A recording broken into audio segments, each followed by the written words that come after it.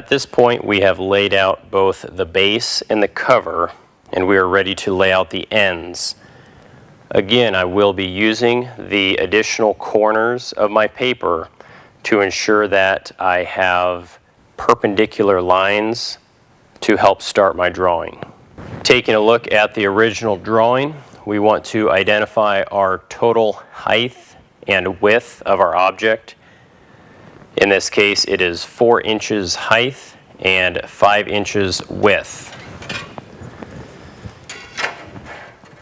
On my drawing, I'm going to identify the overall box going around my part, which again measures 4 inches by 5 inches.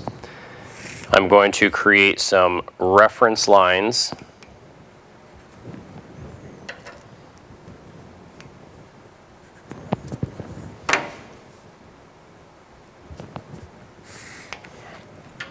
And then I'm going to start laying out these angled portions.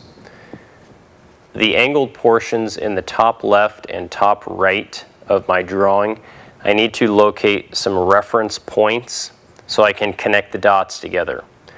My first reference point is 1 5/8 inches from the edge of my drawing.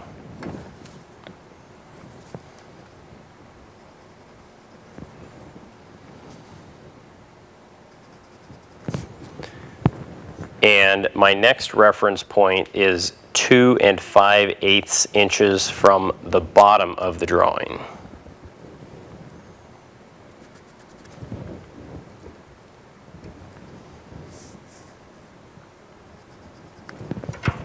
And then we can connect those reference points together.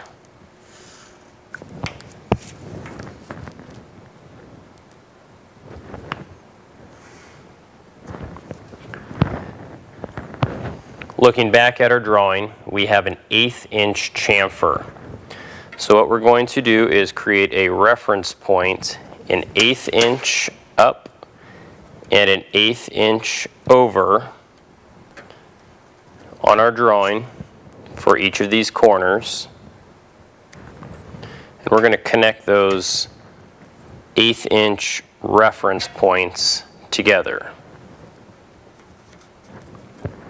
And then we're going to darken in our lines.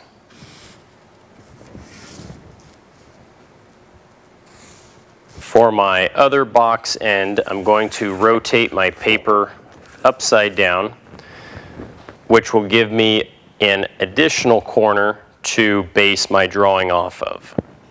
After your entire toolbox has been laid out, you will want to use transparencies to double check that all of your lines are drawn correctly and line up.